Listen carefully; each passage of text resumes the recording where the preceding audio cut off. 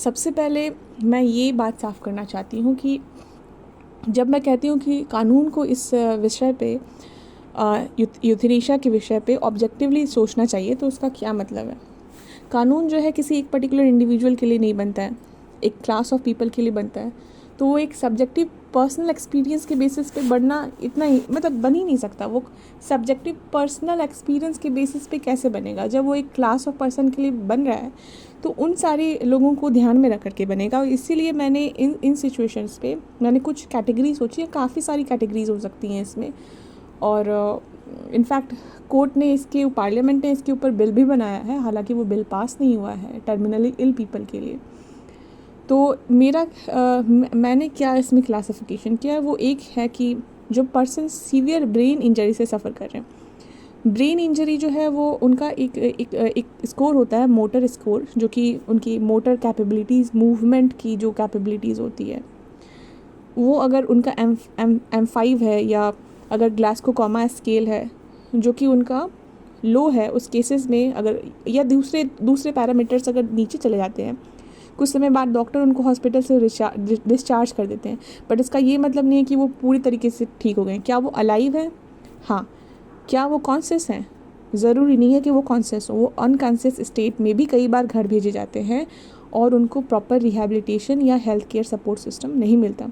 फिर उनको उनके घर वाले के द्वारा केयर टेकिंग जो भी है, फिजियोथेरेपी करवाना, फिजियोथेरेपी नहीं, जो भी हो, जैसे फीडिंग ट्यूब के बेसिस पे कैथेटर के मदद से, दूसरे जो लाइफ सपोर्ट सिस्टम है उनकी मदद से उनको जीवित रखा जाता है, उनकी लाइफ को कंटिन्यू किया जाता है। हमारा कॉन्स्टिट्यूशन आर्टिकल 21 में ये कहता है कि हमें लाइफ का अधिकार है। लाइफ का अधिकार केवल जिंदा रहना तो नहीं। कोर्ट ये भी कह चुकी है लाइफ का मतलब सिर्फ मियर एनिमल एग्जिस्टेंस नहीं है, इसका मतलब है एक डिग्निफाइड एग्जिस्टेंस। तो हम जब डिग्निफाइड एग्जिस्टेंस की बात करते हैं, जैसे ही एक फीटस कंसीव होता है, उसकी लाइफ के साथ उसका डेथ का प्रोसेस कंटिन्यू हो जाता है। जब लाइफ और डेथ को हम अलग कर ही नहीं सकते, दोनों साथ साथ चलता है, तो डेथ में डिग्निटी को हम लोग क्यों नहीं देखते हैं। मॉडर्न मेडिसिन का पर्पस जो है वो सिर्फ लाइफ को लंबा करना नहीं है, पर्पस है कि पेन को एलिवेट किया जाना चाहिए, और उसको जितना ज़्यादा कंफर्ट दिया जा सके उतना दिया जाना चाहिए। लेकिन कुछ सिचुएशंस, लिमिटेड सिचुएशन ऐसी हो सकती हैं जहाँ पे मॉडर्न मेडिकल गोल्स जो हैं उसमें एक गुड डेथ को भी कंसिडर किया जाना चाहिए। दूसरा जो कैटेगरी है वो है जेनेटिकली डिसऑर्डर्ड पीपल, जो कि बच्चे हैं, खास करके वैसे बच्चे जो कि किसी जेनेटिक डिसऑर्डर से जूझ रहे हैं, सफ़र कर रहे हैं। उस केसेस में उनकी ये प्रॉब्लम उनकी लाइफ लॉन्ग चल सकती है। उस केस में मेडिकल ट्रीटमेंट मिलने के बाद भी ज़रूरी नहीं है कि उनका सफरिंग ख़त्म हो जाएगा और वो एक नॉर्मल लाइफ भी जी पाएंगे। ऐसे सिचुएशंस में भी लीगल और एथिकल लेवल पे इस पे डिस्कशन होना चाहिए। तीसरा जो कैटेगरी है वो उन बुज़ुर्ग लोगों का है जिनको देख रेख करने वाला कोई नहीं है, जो बेड रिडन है, जो डिमेंशिया से सफ़र कर रहे हैं, जिनको विजुअल इम्पेयरमेंट हो गया है, जो ऑडिटरी कैपेबिलिटी को लूज़ कर चुके हैं, जो अपनी डे टू डे एक्टिविटीज़ को परफॉर्म नहीं कर पाते हैं। तो अगर ऐसा कोई मेंटली कैपेबल पर्सन खुद यूथनेशिया चूज़ करना चाहता है तो कम से कम इस पॉसिबिलिटी पर विचार करना चाहिए। और अगर वो खुद नहीं चूज़ कर पाता है बट वो इच्छा जाहिर करता है तो उसे कम से कम असिस्ट किया जाना चाहिए। अब यहाँ जो ये है कि लोग कहेंगे, ऑब्जेक्शन देंगे, पर्सन जो है जिसने चूज़ किया वो एक डिप्रेसिव स्टेट में भी चूज़ करेगा, और जब वो डिप्रेसिव स्टेट में चूज़ करेगा तो उसका जो कैपेबिलिटी है डिसीजन मेकिंग का वो अफेक्ट हो सकता है। तो हाँ, ये पॉसिबिलिटी है कि डिप्रेशन में पर्सन का जो डिसीजन मेकिंग पावर होता है वो वेग हो जाता है। वो हो सकता है वो अपने आप को बर्डन कंसिडर करने लगे अपनी फैमिली के ऊपर या कैसे भी। तो वहाँ पे उसके डिप्रेशन पे पहले एक्ट किया जाना चाहिए, उसके डिप्रेशन को क्योर करना चाहिए, फिर उससे कंसेंट लेनी चाहिए कि अगर वो कंसेंट देना चाह रहा है या नहीं चाह रहा है। कंसेंट देना चाह रहा है तो ठीक है, कंसेंट अगर नहीं दे पा रहा है तो फिर तो सोचने वाली बात है। इसके अलावा एक और बहुत ज़रूरी बात है, ऐसा बिल्कुल नहीं होना चाहिए कि कोई पर्सन सिर्फ इसीलिए यूथनेशिया चूज़ करे क्योंकि उसके पास ट्रीटमेंट के लिए पैसे नहीं है, उसका परिवार फिनेंशियली बर्डन में है। अगर हम सबको हेल्थ केयर नहीं दे सकते तो कम से कम इन कैटेगरी के पेशेंट को अच्छी health care, health insurance, palliative care ज़रूर मिलना चाहिए, ताकि कोई भी आर्थिक मजबूरी में ये डिसीजन लेने के लिए मजबूर ना हो। क्योंकि कई बार ऐसा होता है कि जो लोग इस तरीके के टर्मिनल इलनेस में चल रहे होते हैं, उनकी फैमिली मेम्बर हो सकता है इस तरीके से सोचने लगें कि ये पर्सन तो है मेरे लिए एक तरीके से, हमारे लिए एक तरह का काइंड ऑफ बर्डन हो चुका है इसकी हेल्थ केयर फैसिलिटीज़ को प्रोवाइड करने के लिए, क्योंकि हमें फिनेंशियली बहुत ज़्यादा इसके खर्चे को बियर करना पड़ रहा है। तो ऐसा नहीं होना चाहिए।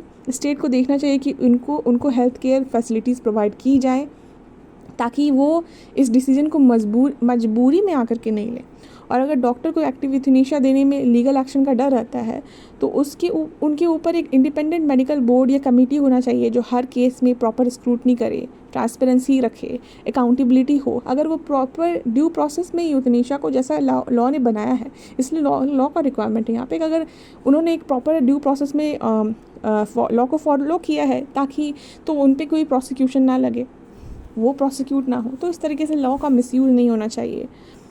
सो अब मैं इस मुद्दे पे आती हूँ कि नेसेसिटी का एक प्रिंसिपल है, वो कहता है क्या कि मान लीजिए एक छोटा बच्चा है, उसका गंभीर रूप से एक्सीडेंट हो जाता है और वो उसको बहुत गंभीर चोट लगी है, उसे तुरंत हॉस्पिटल लाया जाता है, उसके पेरेंट्स वहाँ नहीं है, उसका कोई फैमिली रिलेटिव नहीं है, बच्चा अब इतना छोटा है कि वो लीगली कंसेंट नहीं दे सकता है, उसको डर है कि उसको कुछ हो ना जाए, इसलिए वो सर्जरी नहीं करवाना चाहता है। वो कहता है कि मुझे अपनी सर्जरी करवानी ही नहीं है, लेकिन डॉक्टर फिर भी उसकी सर्जरी करेगा। ये क्वेश्चन है कि क्या डॉक्टर उसकी फिर भी सर्जरी करेगा? डॉक्टर सर्जरी करेगा, हाँ, क्योंकि हो सकता है कि जितने टाइम उनके पेरेंट्स से कंसेंट लेने में लगे, तब तक उस बच्चे की जान पर बनाए, क्योंकि वो डॉक्टर जानता है कि अगर अभी सर्जरी नहीं की तो बच्चे की जान जा सकती है। तो हाँ, सर्जरी से भी हार्म होगा, बॉडी पर कट लगेगा, पेन होगा, लेकिन वो हार्म इसलिए किया जा रहा है ताकि उससे भी बड़ा हार्म, यानी कि उसकी डेथ को रोका जा सके। इसलिए लॉ भी ऐसे केस को नेसेसिटी के प्रिंसिपल के तहत एक्सेप्ट करता है। अब मैं यही प्रिंसिपल यूथनेशिया के कंटेक्स्ट में अप्लाई करके देखना चाहती हूँ। अगर कोई पर्सन ऐसी स्टेज में पहुंच चुका है जहां उसकी बीमारी इनक्यूरेबल है, रिकवरी की प्रैक्टिकली कोई पॉसिबिलिटी नहीं है और वो हर दिन सफरिंग झेल रहा है, तो क्या उसे रोज़ उसी सफरिंग से गुजरने देना भी उससे बड़ा हार्म नहीं है? अगर हम उसी इंडिविजुअल के पर्सपेक्टिव से देखें तो उसके लिए कौन सा हार्म सबसे ज़्यादा बड़ा है?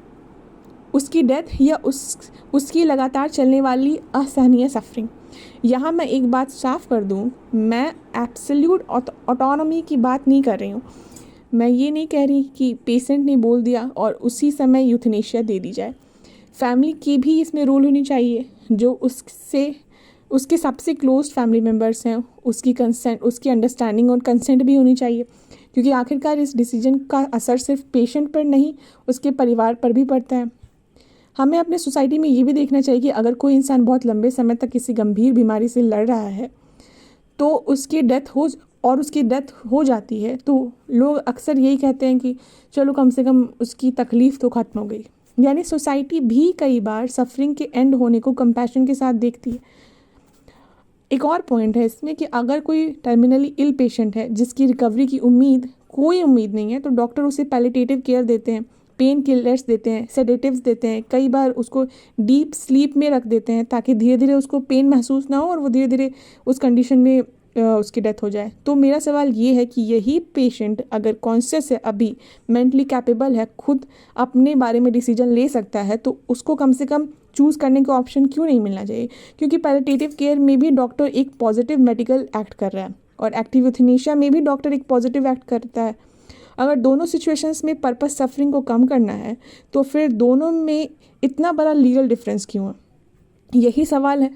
अगर कोई ये ऑब्जेक्शन देते हैं कि कोई वही बात है कि लास्ट पॉइंट मेरा यहाँ पे है कि एक कोर्ट कहती है कि हमेशा पेशेंट के जो है डिसीजन जो है वो पेशेंट के बेस्ट इंटरेस्ट में होना चाहिए। लेकिन मेरा सवाल ये है कि अगर पूरा डिसीजन स्टेट, डॉक्टर्स या मेडिकल बोर्ड ही लेंगे और पेशेंट को जो मेंटली कैपेबल है खुद चूज़ करने का मौका ही नहीं देंगे, तो फिर इसे पेशेंट का बेस्ट इंटरेस्ट कैसे कहा जा सकता है? अगर पेशेंट कॉन्शियस है, समझ बूझ रखता है और अपना डिसीजन खुद ले सकता है, तो उसकी चॉइस भी बेस्ट डिसीजन का हिस्सा होना चाहिए। वरना स्टेट पहले से ही डिसाइड कर रही है कि तुम्हारे लिए क्या अच्छा है क्या नहीं। ऐसे में पेशेंट की ऑटोनॉमी कहाँ रह गई? इसलिए मुझे लगता है कि आर्टिकल 21 के कंटेक्स्ट में भी इस पूरे मुद्दे को दोबारा सोचने की ज़रूरत है। अगर आर्टिकल 21 कहता है कि हर व्यक्ति को डिग्निफाइड लाइफ का राइट है और लाइफ सिर्फ मियर एनिमल एग्जिस्टेंस नहीं है, तब तो फिर ये भी सोचना चाहिए कि जब डिग्निफाइड लाइफ प्रैक्टिकली पॉसिबल ही नहीं रह जाती, तब क्या उस पर्सन को डिग्निफाइड डेथ के बारे में चूज़ करने का भी ऑप्शन नहीं मिलना चाहिए। मैं सिर्फ इतना कह रही हूँ कि अगर कोई मेंटली कैपेबल पर्सन अपने लाइफ के सबसे महत्वपूर्ण डिसीजन में अपनी ही बात नहीं रख सकता, तो इस पूरे विषय पर कॉन्स्टिट्यूशनल, लीगल और एथिकल लेवल पर गंभीर डिस्कशन होना चाहिए।